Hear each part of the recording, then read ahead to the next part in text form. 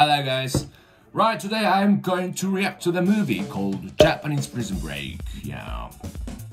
Speaking of which, the movie on which Westworth Miller appears is famous, isn't it? Yeah. It is a great movie. Yeah, I've watched it many times. But I think it is a great movie until they break the prison. You know what I mean? It is a long story after they broke the prison, so it's getting boring in the middle of the story, actually. Anyway, this Japanese Prison Break movie got around 25 minutes, so it's gonna be quite long reaction movie, so hope its story is great and never gets boring. Well, personally, I'm really curious about the miso soup technique. Yeah, sounds really sucks though, but you know, I'm just curious, yeah, how it's gonna be. Yeah, well, let's see. Aomori, Japan, 1936. Oh, Aomori, north of Prisoner Japan. Yoshie Shiratori had had enough. He was forced to confess to a murder he did not commit, falsely imprisoned in Aomori prison, beaten and tortured every night by prison guards, and now worse, prosecutors were seeking the death penalty. In his mind, it was time to go. But Aomori prison wasn't the easiest to escape. Regardless, Yoshie Shiratori had nothing to lose, and so at 5:30 a.m. he made his move. He knew there would be a 15-minute gap in the patrol time, as he had studied the guard's routine 15-minute gap. And when the coast was clear, he pulled out a metal wire which he had smuggled in from the bathhouse and started to pick the lock. This was originally the metal support ring that was wrapped around the bathing buckets inmates used to wash themselves. His hands were stiff from the wintry cold, but after a few minutes of picking, he had success, and his cell door swung open. But he wasn't out of the woods yet, because there were more locked doors ahead. He knew he only had a few minutes left before the guards would return, and so he wasted no time attempting to pick his way through the remaining security doors. Now, fortunately for him, he was able to make it out of the facility, but the bad news was that he was only halfway to freedom. You see, he was still well within the search perimeter, which meant at any moment the alarm could go off and he'd still be caught. At 5:45 a.m., the guards returned, peering into his cell, and this is what they saw. Shiratori sound asleep in his futon bed. But of course, what they didn't realize was that they were looking at something else. A pile of loose floorboards underneath his duvet, designed to trick them. It wasn't until the next morning that they finally discovered the truth, and the alarm was sounded. But by then, Shiratori was long gone.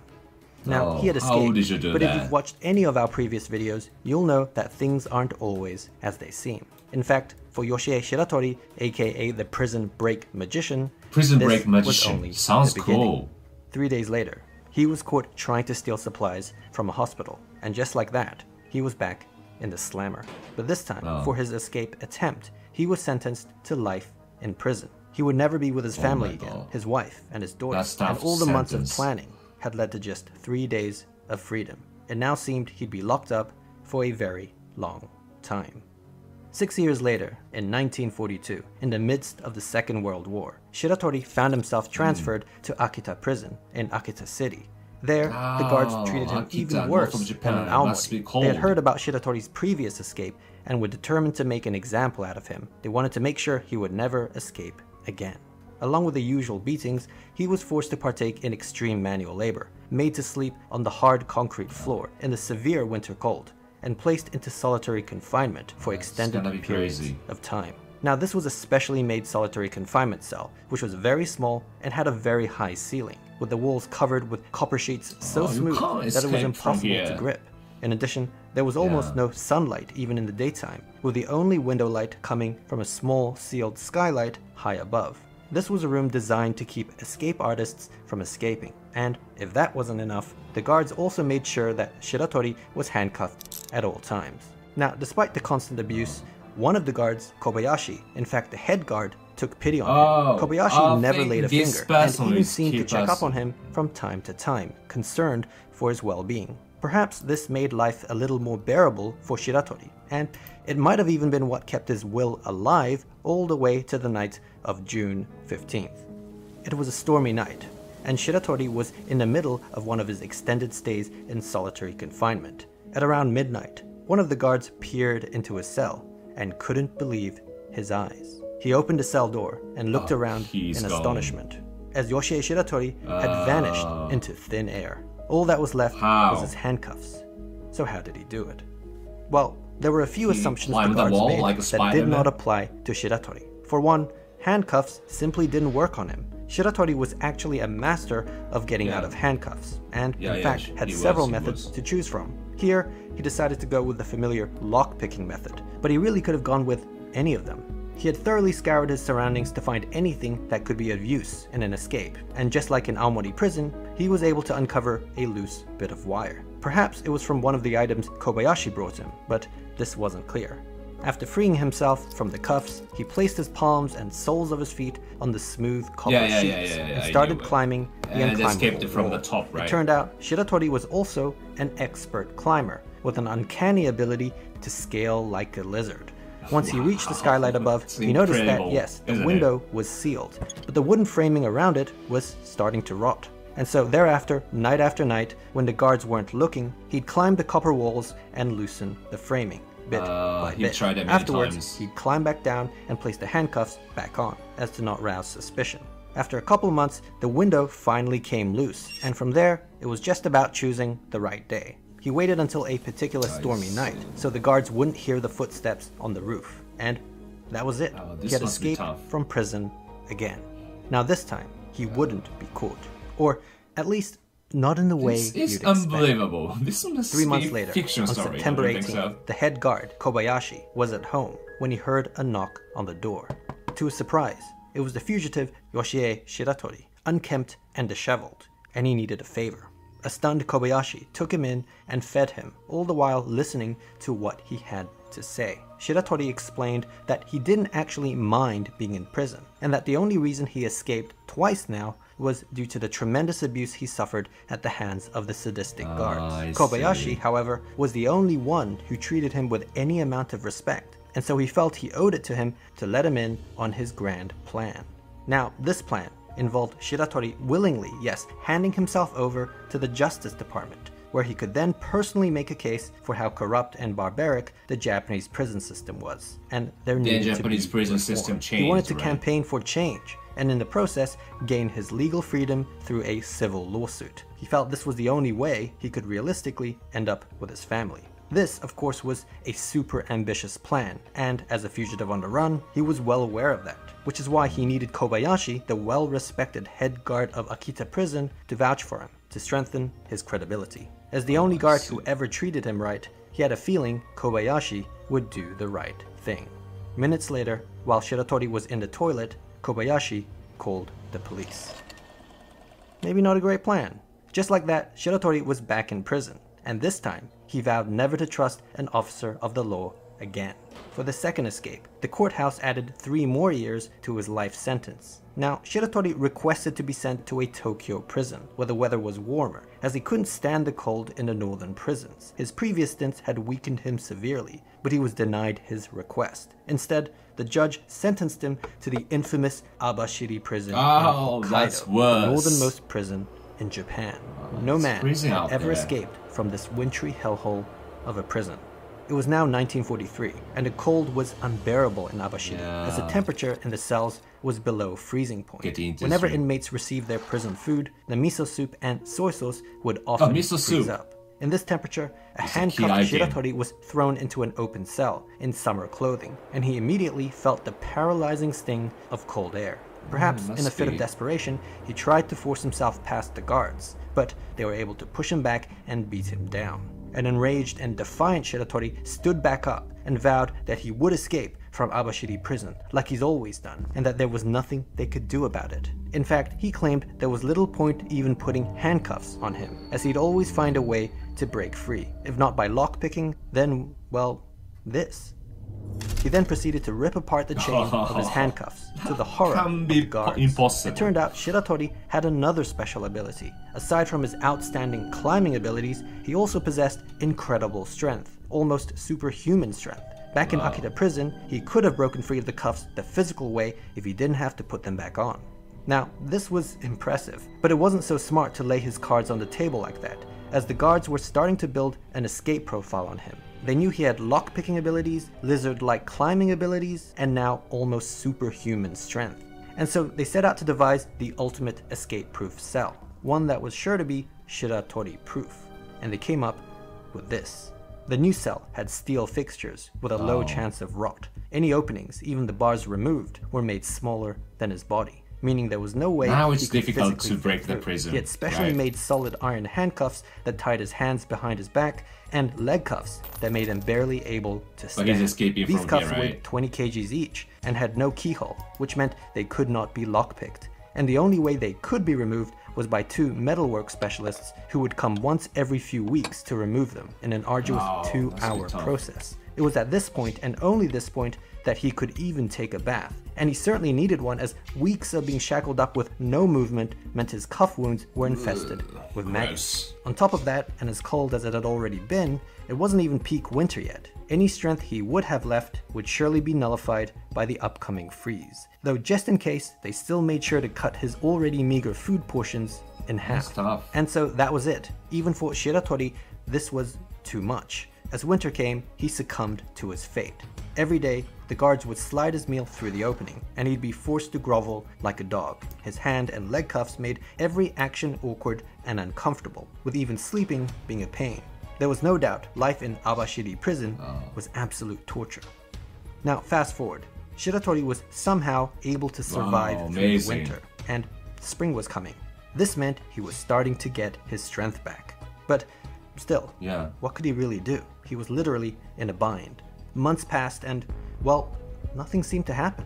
Then one night, in August, a guard in his office was doing some paperwork when he heard some shuffling on the roof. He wasn't sure what it was, but he decided to check on the prisoners.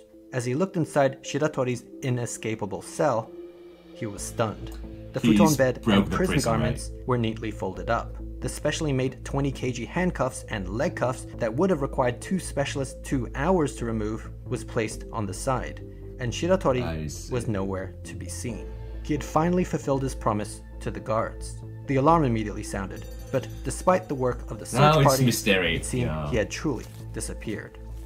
But how on earth did this happen? How did he escape from the fortress Miso soup that technique, was Abashiri prison?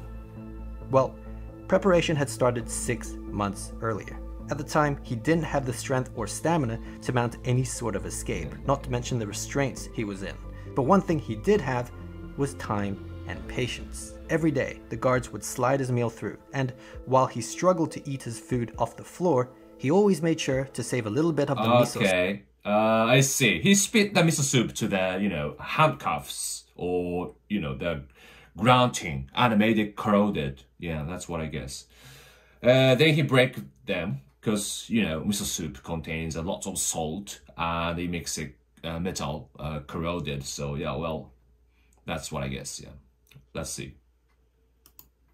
He would hobble awkwardly to the inspection window and splash a little of it on the steel frame. He would also dab some on his handcuffs and leg cuffs. Now, his intention was for the salt content of the miso soup to oxidize the screws and bolts, eventually corroding and loosening it. After a month, this technique of rusting through the iron actually worked, and the first screw came out. The next few months saw screws and bolts coming loose, assisted by the use of the first screw as a sort of screwdriver. By the end of spring, he was able to fully remove his handcuffs and leg cuffs, as well as the steel frame of the inspection window. But there was a problem. The size of the opening was smaller than his body, which meant he couldn't fit through, a contingency thought out by the guards. What they didn't account for, though, was Shiratori's fourth ability, which involved being able to dislocate his joints at will. With this, he was now able to slide through the opening like a caterpillar. This repertoire of skills, thus surely making him an honorary member of the X-Men. That's beyond my expectation. He climbed through a broken window in the roof and vanished. Impressively, Shiratori had now escaped from 3 prisons, as well as being the only man to ever escape Abashiri prison. Incredible. Now, good on him for escaping, but this was northern Hokkaido, and the only direction he could have gone to was the cold, snowy mountains. Actually, the prison guards felt that they had the last laugh, because if the cold didn't get him, the mountain bears certainly would. Despite this likelihood, there was one person who stayed hopeful, and that was Shiratori's wife. But she was still worried, because even if he was alive, she knew he wouldn't be able to make it back to his family, as the authorities would be constantly on his tail. Which is why she was desperately and secretly hoping that Japan would lose the war, as that would enable the US to take over the country, meaning everyone would likely forget about her husband. Of course, she kept this to herself. But then, a year later, in August 1945, she got her wish. We lost the war.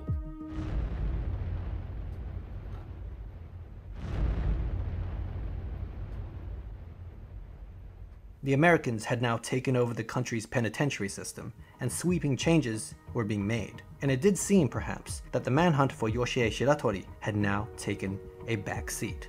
Yet the question remained, where was he? And was he even alive? The answer was yes, he was alive, and living a solitary life, this time self-imposed. It turned out he had discovered an abandoned mine on a mountainside in the Hokkaido wilderness, and was able to make a home for himself. For food, he lived off nuts and berries, wild rabbits and raccoons, and was even able to learn to catch crabs from a stream by observing the habits of bears. Life was steady and safe, but after a while, curiosity got the better of him, and so after 2 years of isolation, he made his way down the mountain to a nearby village. What he saw astounded him. The streets were filled with signs written in English. The posters and flags emblematic of the war effort had vanished. And even more strange, young Japanese girls were holding hands with American soldiers. What on earth was going on? He grabbed a newspaper that had been set aside, flipped through the pages, and it was only then that he found out about the atomic bomb. Hiroshima was the worst history in Japan. Japan had surrendered the previous year, and he couldn't believe it. As with his wife, he felt it was now pointless to hide, and so bid farewell to his old hunter-gatherer lifestyle. He headed south of Abashiri for the next 50 days, until he reached the city of Sapporo. At this point, he was starving, so he found himself a nice ripe tomato from a nearby field, which was a huge he's gonna be mistake. caught, right? A farmer had spotted him and mistook him for a well-known local thief, which led to a scuffle, resulting in the farmer's abdomen being pierced by a blade. Sadly, he bled out and died, another mistake. but not before Shiratori was arrested for the crime. It wasn't long until police found out that they in fact had the infamous Yoshie Shiratori in their custody. For his multiple escapes and having now murdered the farmer, despite his claims of self-defense, he was sentenced to death by the district court of Sapporo. And in 1947, he was sent to Sapporo prison to await execution. Now, to ensure he wouldn't escape this time while on death row, he was placed under 24-hour surveillance, with 6 armed guards personally assigned to his watch.